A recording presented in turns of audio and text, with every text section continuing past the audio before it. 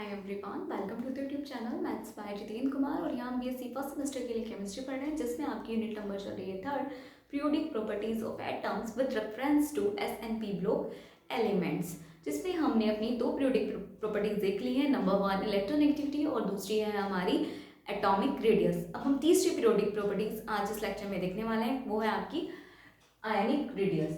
तीसरी प्रॉपर्टीज अब चल रही है आपकी आयनिक रेडियस। तो आयनिक रेडियस क्या होती है और कैसे हम इसको देख सकते हैं, कैसे ये हम कैलकुलेट कर सकते हैं फॉर आयंस। आयंस कौन से हो सकते हैं आपके, केटायन भी हो सकते हैं और एनायंस भी हो सकते हैं। ठीक है, चलिए स्टार्ट करते हैं।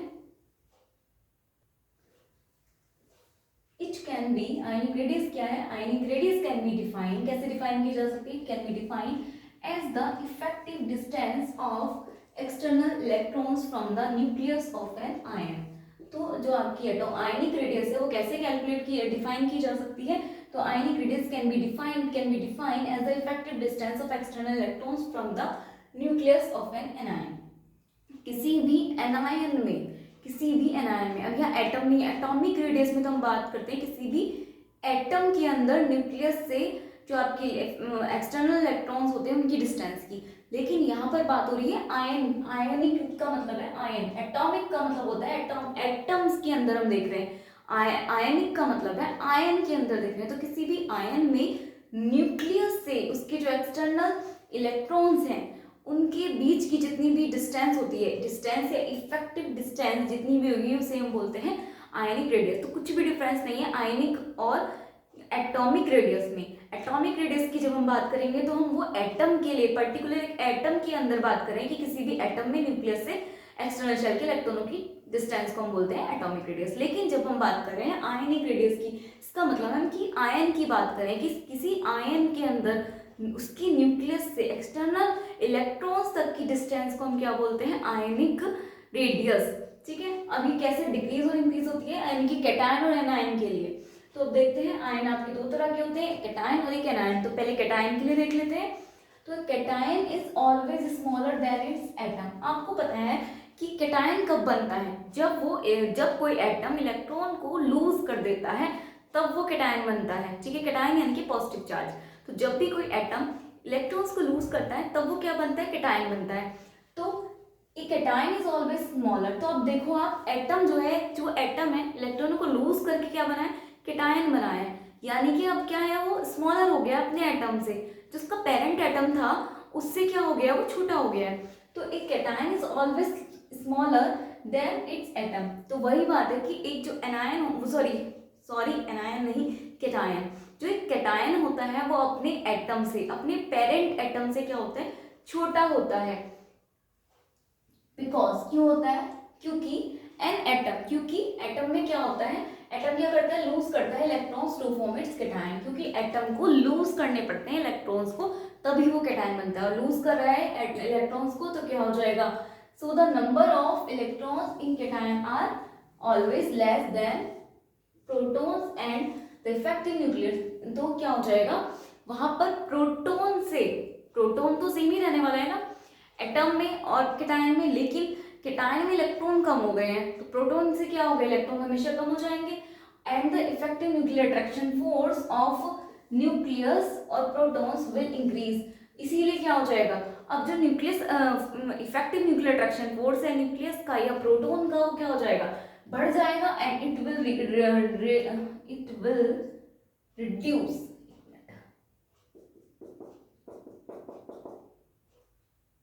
and it will reduce the size of cation, it will reduce the size of cation। बात को समझिए, कोई एटम है, ठीक है, कोई एटम है, वो कैटायन कब बनता है, जब वो एटम लूज कर देता है इलेक्ट्रॉन को। अब इलेक्ट्रॉन लूज हो गए हैं, जो एटम का एटॉमिक रेडियस, वो सॉरी एटॉमिक नंबर होगा वही उसके कैटायन का होगा।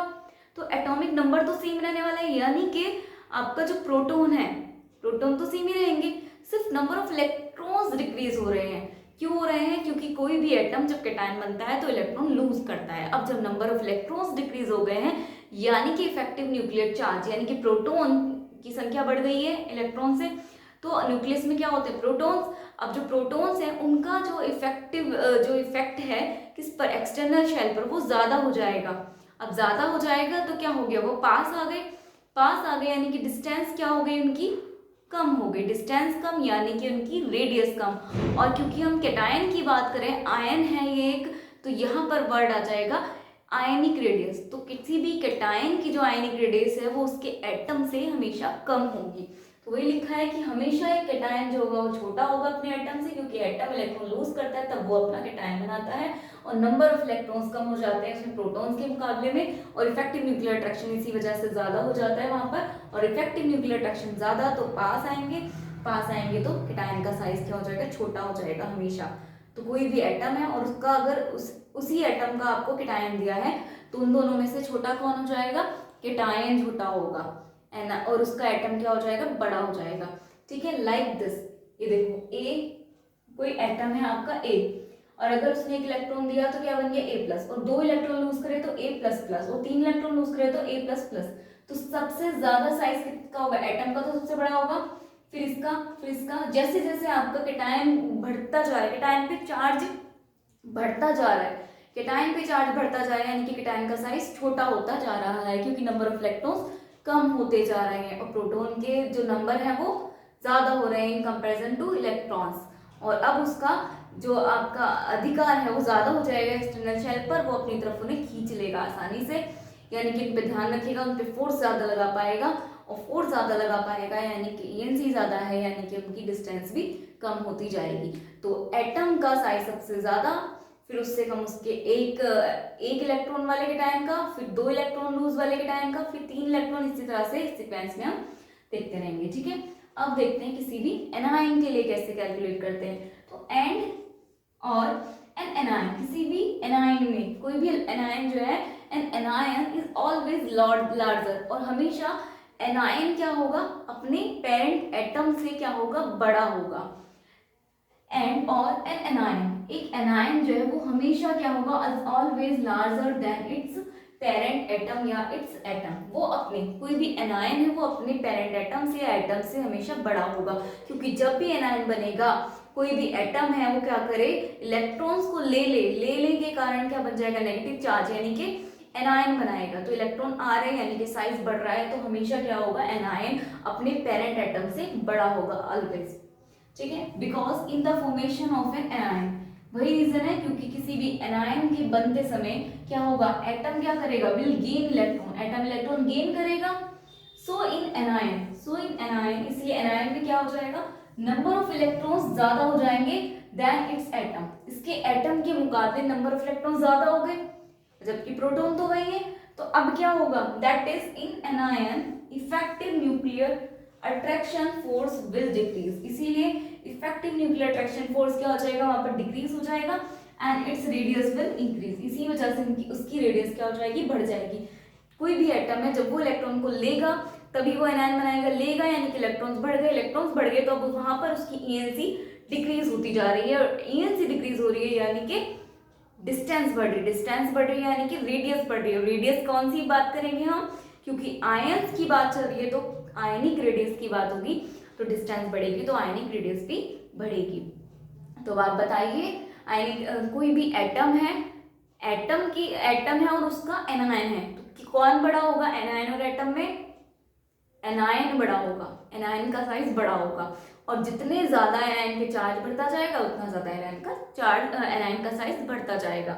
ठीक है, तो अब ऑर्डर क्या हो जाएगा, ये एनायन है, ये आपका एटम है, पेरेंट एटम, इससे एनायन बना, इसका ज्यादा, इससे ज्यादा इसकी रेडियस, इससे ज्यादा इसकी रेडियस। ठीक है, जैसे जैसे चार्ज बढ़ेगा एनायन पे वैसे वैसे रेडियस बढ़ती जाएगी, और कैटायन के केस में उल्टा है, जैसे जैसे कैटायन पे चार्ज बढ़ेगा वैसे वैसे रेडियस घटती जाएगी। तो आपको दोनों ही पता चल गए होंगे, एनायन के दोनों ही आयंस के केस पता चल गए, आयनिक रेडियस पता चल गई, और आयंस कितने तरह के होते हैं आपके, 2, कैटायन और एनायन, दोनों के केस में हमने देख लिया कि रेडियस कैसे डिक्रीज होगी और कैसे इंक्रीज होगी। ठीक है, तो ये आपका ऑर्डर है, यानी कि अगर आपको दिया जाए, मान लीजिए अब आपको ये दिया जा रहा है कि एक आपके पास ए प्लस है, एक आपके पास ए माइनस, और एक आपके पास ए है, ये है आपका, ये एटम है, ये एटम का एनायन है और ये एटम का कैटायन है। तो अब पूछे कि इन तीनों में सबसे बड़ा साइज किसका है, या फिर ऐसे बोले कि इन तीनों में इंक्रीजिंग आयनिक रेडियस का ऑर्डर लिखिए। ठीक है, order of ionic radius, increasing ionic radius. तो आप क्या कर सकते हो, बताओ सबसे ज्यादा आयनिक रेडियस किसकी होगी, ये वाली। ठीक है, इस तरह सबसे कम से लिख लो, है ना, तो ए प्लस की कम, फिर क्या होगी, सबसे ज्यादा ए की और सबसे ज्यादा हो जाएगी ए माइनस की। तो ये आपका हो जाएगा इंक्रीजिंग आयनिक रेडियस ऑर्डर। ठीक है, आपको पता है एटम की एटम से कम होगी, केटायन की उसके एटम से कम होती है हमेशा, और जबकि एनायन की उसके जो आपका एटम है उससे हमेशा ज्यादा होगी। ठीक है, चलिए पहले यहाँ तक नोट डाउन करिए, फिर हम एग्जांपल भी देख लेते हैं इसके एक दो साथ के साथ। इतना नोट डाउन करिए यहाँ तक।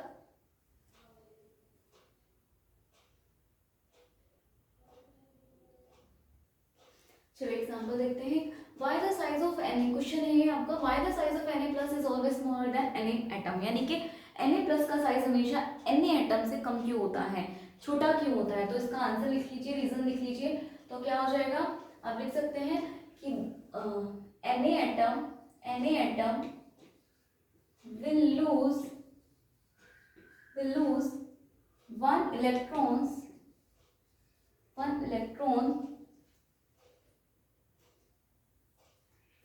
electron during the formation of Na plus, यानी कि Na एटम क्या करता है, एक इलेक्ट्रॉन लूज कर देता है during the formation of Na। So the number of electrons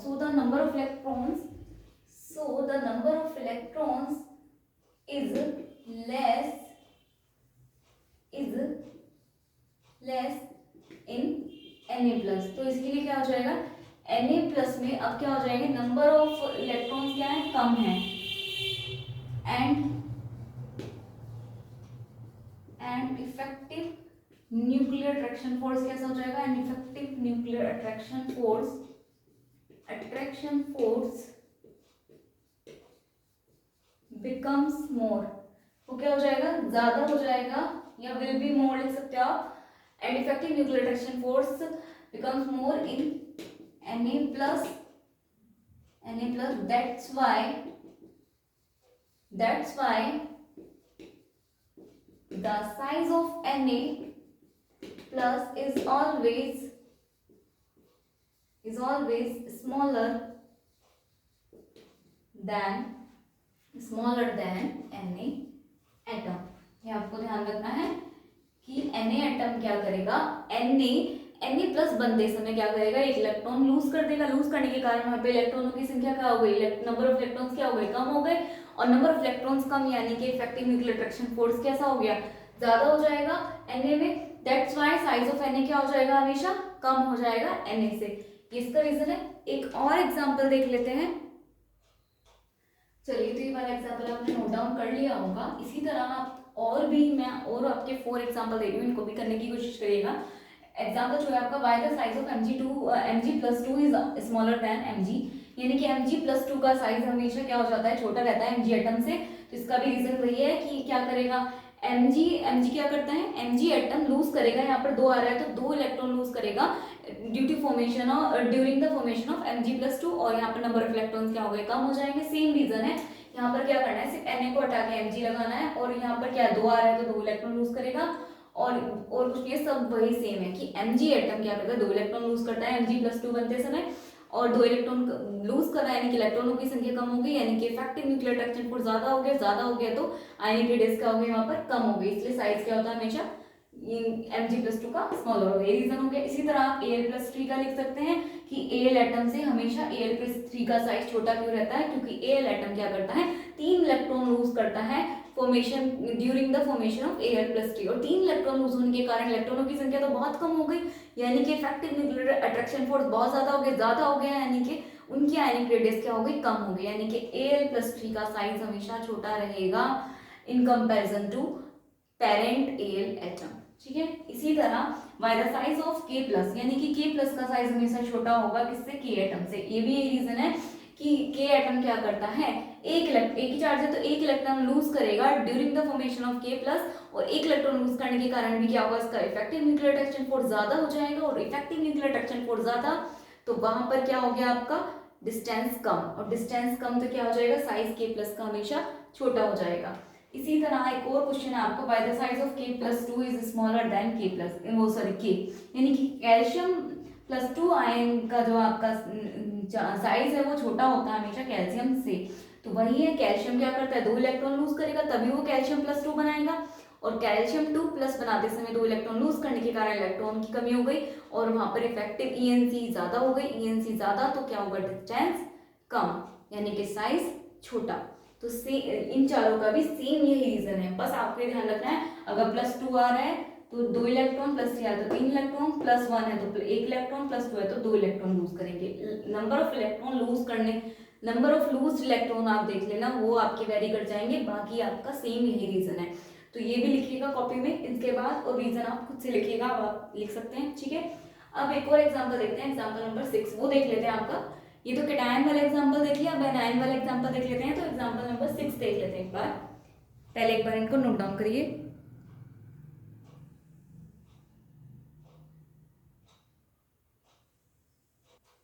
चलिए एग्जांपल नंबर 6 देख लेते हैं, वो है आपका why the size of Cl minus, यानी कि Cl माइनस का साइज इज ऑलवेज मोर, हमेशा ज्यादा होता है किससे, Cl से, Cl एटम से हमेशा Cl माइनस का साइज ज्यादा होता है, क्यों। अब ये रीजन देखा था हमने, तो वही लिख लेंगे। तो आप यहीं पे करेक्शन करते जाइए कि Cl atom will gain, Cl atom क्या करेगा, विल गेन करेगा, एक इलेक्ट्रॉन लेगा ना, gain 1 electron during the formation of Cl minus. इसी में इसी तरह आप लिखेंगे, लैंग्वेज सेम लिखेंगे तो आपको याद करने में प्रॉब्लम नहीं होगी। तो Cl atom will gain 1 electron, Cl atom क्या करता है, एक इलेक्ट्रॉन गेन करता है during the formation of Cl minus. Cl minus तभी तो बनेगा जब Cl एक इलेक्ट्रॉन लेगा। सो द नंबर ऑफ इलेक्ट्रॉन्स क्या हो जाएंगे, इज मोर हो जाएंगे, किसमें ज्यादा हो जाएंगे, is more in Cl minus. तो Cl माइनस में नंबर ऑफ इलेक्ट्रॉन ज्यादा हो गए, एंड इफेक्टिव न्यूक्लियर अट्रैक्शन ज्यादा हो गई, तो इफेक्टिव न्यूक्लियर अट्रैक्शन फोर्स क्या हो जाएगा, बिकम्स लेस हो जाएगा, कम हो जाएगा इन Cl माइनस में। दैट्स वाई क्या हो जाएगा, इसीलिए the size of Cl minus is always more, या लार्जर लिख सकते हो, is always more than Cl atom तो वहां लिखा, ठीक है। तो यही रीजन लिखना है आपको कि Cl एटम क्या करता है, एक इलेक्ट्रॉन गेन करेगा during the formation of Cl minus. Cl minus बनते समय Cl एटम एक इलेक्ट्रॉन लेगा, और लेने के कारण नंबर ऑफ इलेक्ट्रॉन्स वहां पर क्या हो गए, ज्यादा हो गए। नंबर ऑफ इलेक्ट्रॉन ज्यादा हो गए तो अब इफेक्टिव न्यूक्लियर अट्रैक्शन फोर्स पहले से क्या हो जाएगा, कम हो जाएगा, डिक्रीज हो जाएगा, लेस हो जाएगा। इसीलिए क्या हो जाएगा, Cl का साइज कैसा हो जाएगा, अब Anc डिक्रीज हो रहा है, यानी कि डिस्टेंस, तो हमेशा डिस्टेंस पे भी इफेक्ट पड़ेगा, तो डिस्टेंस भी बढ़ जाएगी थोड़ी सी स्लाइटली, तो साइज कैसा हो जाएगा, Cl का ज्यादा हो जाएगा Cl एटम से, ठीक है। इसी तरह आपके और भी क्वेश्चन है, ये एक हमने कर दिया, अब बाकी के 4 क्वेश्चन और हैं, वो आप खुद से करिएगा, रीजन सेम वही लिखना है। तो आपका एग्जांपल नंबर 7 है, why the size of F minus is more then F atom, कि F माइनस फ्लोराइड आयन का जो साइज है हमेशा ज्यादा होता है F एटम से। तो वही रीजन है कि F एटम क्या करता है, एक इलेक्ट्रॉन गेन करता है during the formation of F minus, इसलिए नंबर ऑफ इलेक्ट्रॉन ज्यादा हो जाता है, नंबर ऑफ इलेक्ट्रॉन ज्यादा तो ENC कम तो क्या हो जाएगा, इसका साइज ज्यादा, ठीक है। आयनिक रेडियस ज्यादा तो साइज ज्यादा, सेम वही रीजन है आपका, क्या हो जाएगा, O minus minus is more then, why the size of O minus 2 is more then O atom, तो O एटम से ज्यादा O माइनस 2 का साइज हमेशा ज्यादा होता है, क्यों। तो लिख सकते हो आप कि ऑक्सीजन एटम क्या करता है, 2 इलेक्ट्रॉन, 2 आ रहे हैं यहाँ पर, 2 नेगेटिव चार्ज है, यानी कि 2 एटम लिए होंगे इसने, तो ऑक्सीजन एटम 2 इलेक्ट्रॉन लेता है O माइनस 2 बनते समय, और 2 इलेक्ट्रॉन लेने के कारण नंबर ऑफ इलेक्ट्रॉन्स उसमें बढ़ जाते हैं, और नंबर ऑफ इलेक्ट्रॉन्स जब बढ़ जाएंगे तो ENC घट जाएगी, और ENC घट जाएगी तो डिस्टेंस बढ़ जाएगी, यानी कि आयनिक डिस्टेंस बढ़ जाएगी, रेडियस बढ़ जाएगी, और आयनिक रेडियस बढ़ गई, यानी कि इसका मतलब क्या है, वहां पर साइज भी ज्यादा हो गया। सेम यही रीजन है आपका, why the size of N minus 3, N minus minus minus minus minus, यानी कि N minus 3 is more then N atom, यानी कि N एटम से N माइनस 3 का साइज हमेशा ज्यादा होता है, क्यों।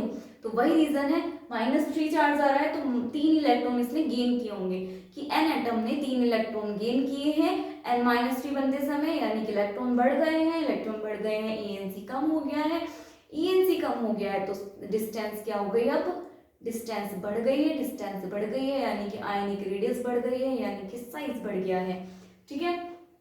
सेम यही reason, why the size of S minus 2 is more than S atom, कि S एटम से S माइनस 2 का साइज ज्यादा क्यों होता है, क्योंकि S एटम भी क्या करता है, 2 इलेक्ट्रॉन, 2 चार्ज है तो 2 नेगेटिव चार्ज है, यानी कि 2 इलेक्ट्रॉन लेगा during the formation of S minus 2, और इलेक्ट्रॉन बढ़ गए, नंबर ऑफ इलेक्ट्रॉन्स बढ़ गए तो क्या हो जाएगा, नंबर ऑफ इलेक्ट्रॉन्स बढ़ गए तो ENC घट जाएगा, ENC घट जाएगा तो डिस्टेंस बढ़ जाएगी, यानी कि आयनिक रेडियस बढ़ गई। आयनिक रेडियस बढ़ गई तो क्या हो गया, आपका साइज बढ़ गया। ठीक है, तो ये था एग्जाम्पल 6 और 7, 8, 9, 10 के रीजन आपको खुद लिखने हैं नोटबुक में। ठीक है, एक बार इनको नोट डाउन करिए, फिर चलते हैं आगे।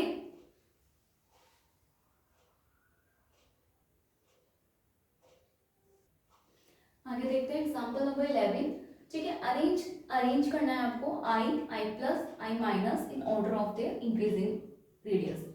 इंक्रीजिंग आयनिक रेडियस लिख लीजिए, इंक्रीजिंग रेडियस आपको पता होना चाहिए, रेडियस का मतलब आयनिक रेडियस ही है क्योंकि आयनिक सारे है, तो हमें अरेंज करना है इसमें in order of the increasing. ये भी ध्यान रखना है कि कौन सा ऑर्डर पूछा है, इंक्रीजिंग ऑर्डर पूछा है। इंक्रीजिंग ऑर्डर का मतलब पहले छोटा फिर बड़ा फिर बड़ा बड़ा, ऐसे इंक्रीज होता है इंक्रीजिंग ऑर्डर। ठीक है, तो सबसे पहले सबसे छोटे वाले की रेडियस, जिसकी रेडियस सबसे कम उसे लिखना है, फिर उससे ज्यादा उससे ज्यादा, यही होगा इंक्रीजिंग ऑर्डर।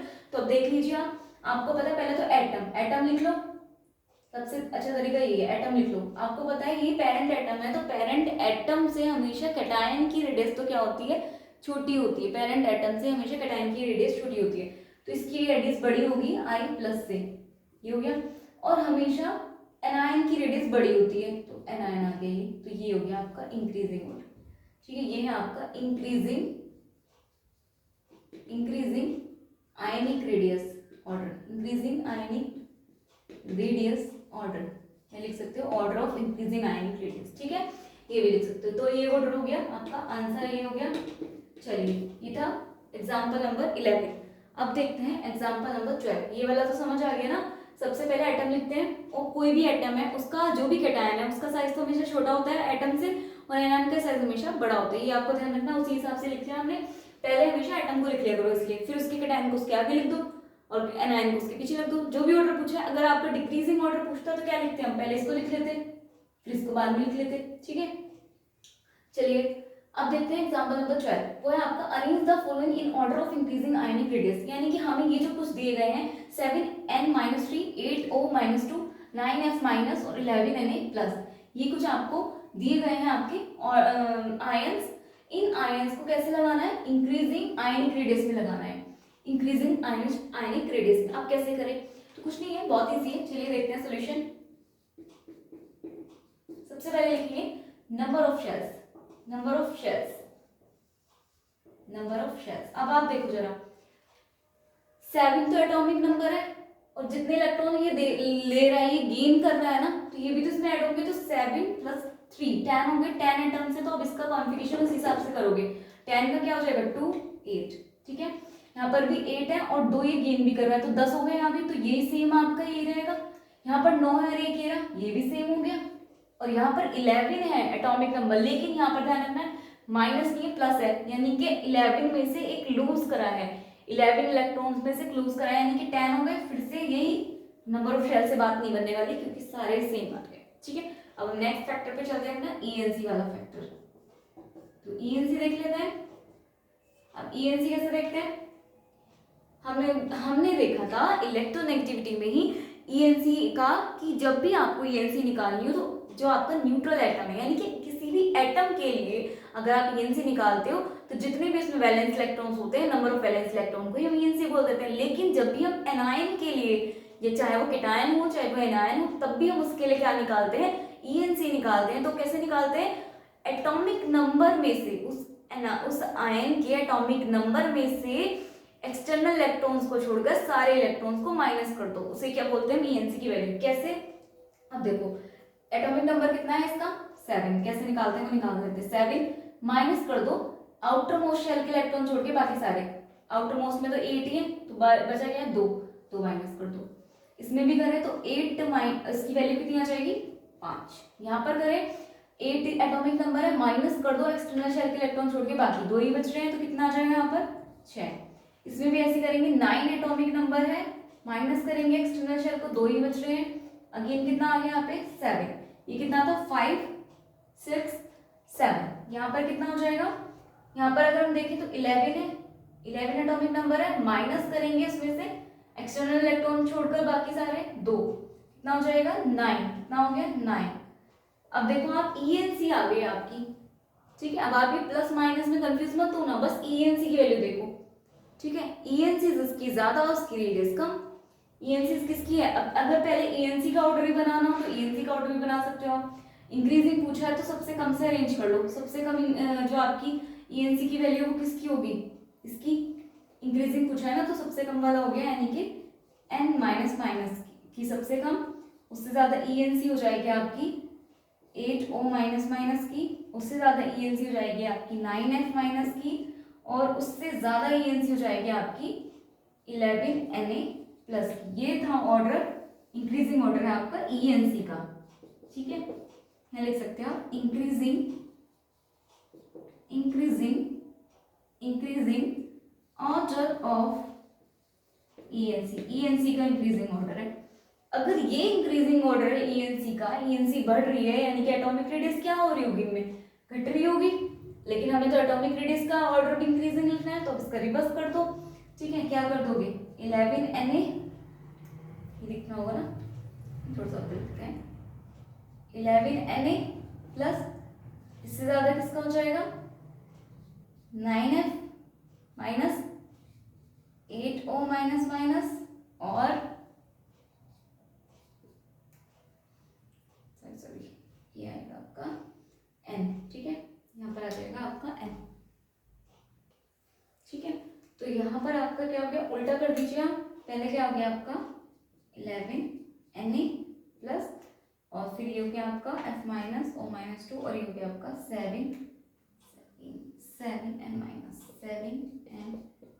माइनस माइनस, ये हो गया आपका इंक्रीजिंग ऑर्डर। और आप प्रैक्टिकली भी देख सकते हैं कि अगर आपको ऐसे डायरेक्ट भी देखना हो तो आपको पता है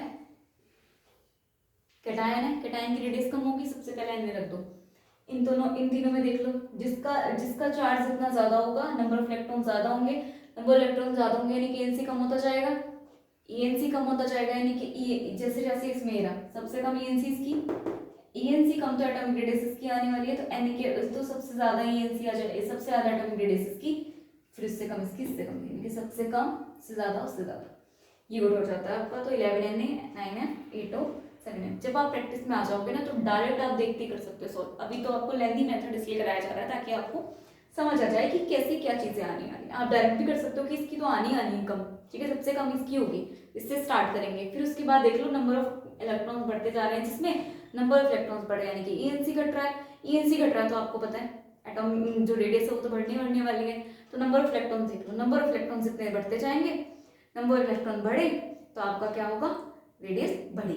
ठीक है, तो वो देख लो, यानी कि इससे ज्यादा इससे ज्यादा इससे ज्यादा इससे ज्यादा इसकी रेडियस, इससे ज्यादा इसकी रेडियस, तो आप डायरेक्ट लगा सकते हो, ये ऑर्डर होगा आपका उल्टा NaFON। ठीक है, Na का कम, फिर उससे ज्यादा O और N। ठीक है, ये ऑर्डर हो गया आपका। यहाँ तक नोट डाउन करिए, इतना आप लिख सकते हो यहाँ पे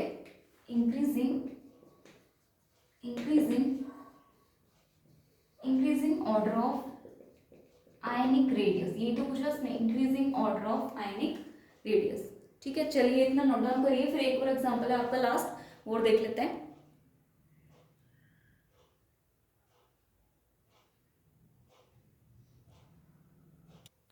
चलिए एक लास्ट एग्जांपल देख लेते हैं। Arrange the following in order of their increasing ionic radius, यानी कि इंक्रीज आयनिक रेडियस में अरेंज करना है, ऑर्डर लिखना है किसका, 16s-2, 17Cl minus, 8O minus 2 और 9F माइनस। चलिए सॉल्यूशन देखते हैं इसका। तो सबसे पहले देखेंगे नंबर ऑफ शेल्स। ठीक है, नंबर ऑफ शेल्स निकालेंगे। इसमें कितने हैं, 16 और 2 इलेक्ट्रॉन गेन कराया, यानी कि 18 इलेक्ट्रॉन हो गए, तो इसका ऑर्डर जो हो जाएगा 2 8 8, देखो 8 16 17 18, 17 और 1 इसका भी हो जाएगा 18, यानी कि 2 8 8 हो जाएगा। इसका कितना, 8 और 2 10, यानी कि 2 और 8 हो गया। इसमें कितना, 9 और 1 10, यानी कि 2 और 8 हो गया। ठीक है, चलिए अब ईएनसी की वैल्यू निकालते हैं।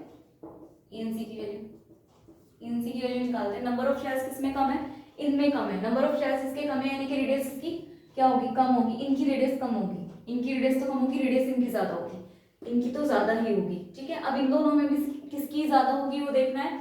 चलिए, तो आप वैसे भी डायरेक्ट भी ऑर्डर बना सकते हैं, अगर डायरेक्ट ऑर्डर बनाना हो। नंबर ऑफ शेल्स किसमें ज्यादा, इसमें, यानी कि इनकी रेडियस ज्यादा होगी। प्रैक्टिकली बात करें, नंबर ऑफ शेल्स इसमें ज्यादा, उसकी रेडियस दूरी बढ़ जाती है, तो रेडियस इनमें ज्यादा होगी, इन दोनों में, इन कंपेरिजन टू ये, यानी कि ऑर्डर हो गया रफली ये वाला। ठीक है, ये ऑर्डर हो गया। अब हमें पूछा इंक्रीजिंग, यानी कि आप क्या कर सकते हैं इंक्रीजिंग ऑर्डर के लिए। अब इन दोनों में देखो, सबसे ज्यादा किसकी हो जाएगी, जैसे जैसे इलेक्ट्रॉन नंबर ऑफ इलेक्ट्रॉन्स बढ़ते हैं इसका मतलब क्या है, ईएनसी में डिक्रीज होता जाता है, ईएनसी डिक्रीज हो जाएगा, डिस्टेंस बढ़ रही है, डिस्टेंस बढ़ रही है यानी कि आयनिक रेडियस बढ़ रही है, यानी कि इन दोनों में भी सबसे ज्यादा किसकी हो जाएगी, एस की, यानी कि एस माइनस माइनस की ज्यादा होगी सीएल माइनस से, ये हो गया। और इन दोनों में भी यही बात है, नंबर ऑफ शेयर्स तो बराबर है, नंबर ऑफ शेयर्स इनसे तो कम होगी, नंबर ऑफ शेयर्स 2 है, यानी कि इनसे तो रेडियस घट गई, लेकिन इन दोनों में भी कम किसकी हो जाएगी, इसकी ज्यादा होगी, ठीक है, इसकी ज्यादा होगी, यानी कि ऑर्डर हो जाएगा आपका HO माइनस माइनस, और ये हो जाएगा आपका 9F माइनस। तो डायरेक्ट अगर ऑर्डर लिखना है इंक्रीजिंग ऑर्डर तो ये है आंसर, लेकिन अगर हमें सॉल्यूशन के साथ लिखना है तो नंबर ऑफ शेल्स हो गया। अब देखते हैं ईएनसी, ईएनसी आपको पता है नंबर ऑफ शेल्स के हिसाब से क्या होती है, जिसमें नंबर ऑफ शेल्स ज्यादा उसकी ईएनसी कम, तो पहले ईएनसी ज्यादा किसकी होगी, इनकी, इसमें ईएनसी निकाले तो कितना हो जाएगा, माइनस करो 8 है नंबर ऑफ, और ये कितना करोगे 2, इसमें क्या करोगे 9 माइनस 2, कितना आ गया इसकी वैल्यू, इसकी वैल्यू आ रही है यहाँ पे 6 और इसकी आ रही है यहाँ पर 7, ठीक है 6 और 7। और अगर हमें निकालना है इसके लिए ईएनसी, अब यहाँ पर ये वाला कर दो, ठीक है, इसको मैं यहाँ लिख देती हूँ कॉर्नर पे कि यही आने वाला है, आप मैच भी कर सकते हैं, देखो यहाँ से रखना FOCl माइनस, ठीक है, ये आपको ध्यान रखना यही ऑर्डर आने वाला है, देखो कैसे आएगा। लेकिन अब इन दोनों में देखें तो क्या हो जाएगा, अब यह क्योंकि आयनिक है तो ईएनसी निकालेंगे इसमें भी, तो 16 हो जाएगा आपका, 16 माइनस के आउटर मोस्ट छोड़ने बाकी, बाकी तो कितने बच रहे हैं 10 करें तो कितने होंगे यहाँ पे 6, इसमें भी क्या करोगे 17 माइनस के 10 कितना हो गया 7, ठीक है, तो ये ऑर्डर आ गया, ये छोड़ दो ऐसी होगी, नहीं तो एक ही करना है, ठीक है, एक ही हो तो गया ऊपर डैश, ठीक है। अब अगर ईएनसी का ऑर्डर अगर अरेंज करें इंक्रीजिंग ऑर्डर, तो आपको पता है सबसे ज्यादा ईएनसी तो इनकी होगी, लेकिन हमें तो इंक्रीजिंग ऑर्डर में देखना है ना, तो क्या होगा डिक्रीजिंग में इनकी होगी कम, यानी कि पहले आएगा आपका 16S माइनस माइनस, फिर उससे ज्यादा हो जाएगी आपकी 17Cl माइनस, उससे ज्यादा हो जाएगी आपकी इनमें से देखो यहाँ पर 8O माइनस माइनस, उससे ज्यादा हो जाएगी आपकी 9F माइनस, ठीक है, ये इसका ऑर्डर हो जाएगा किसका, इंक्रीजिंग ऑर्डर ऑफ ईएनसी का इंक्रीजिंग ऑर्डर अगर ये है तो ईएनसी के क्या होती है, रेडियस क्या होती है, अपोजिट होती है, तो उल्टा क्या हो जाएगा इसका, तो आप क्या कर सकते हो 9F minus 8O minus minus 17Cl minus, और ज्यादा हो जाएगा 16S माइनस माइनस, ये हो जाएगा इसका इंक्रीजिंग ऑर्डर ऑफ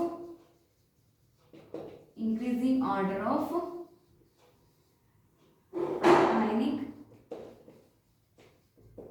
रेडियस। तो आयनिक रेडियस का जो इंक्रीजिंग ऑर्डर है वो आ जाएगा आपका ये 9F 8O Cl और 16S। और आप प्रैक्टिकली भी देख सकते थे, अभी आपको बताया डायरेक्ट भी हमने जो करके दिखाया, डायरेक्ट भी 1 लाइन में, लेकिन आपको सॉल्यूशन के साथ आपको दिखाया गया, आप चाहे तो डायरेक्ट भी देकर, अगर ऑप्शन में आता है तो ऑप्शन में भी लगा सकते हैं, ठीक है, सॉल्यूशन आपको बस समझाने के लिए है, आपको डायरेक्ट क्वेश्चन अटेम्प्ट करने भी आने चाहिए, ठीक है, इतना नोट डाउन करिए। और अब आपकी थर्ड पीरियोडिक जो प्रॉपर्टीज है वो भी खत्म हो जाती है, इसके बाद फोर्थ पीरियोडिक प्रॉपर्टीज जो है वो नेक्स्ट लेक्चर में चलेगी, तो इसको नोट डाउन करिएगा। आज की क्लास के लिए thank you and keep learning.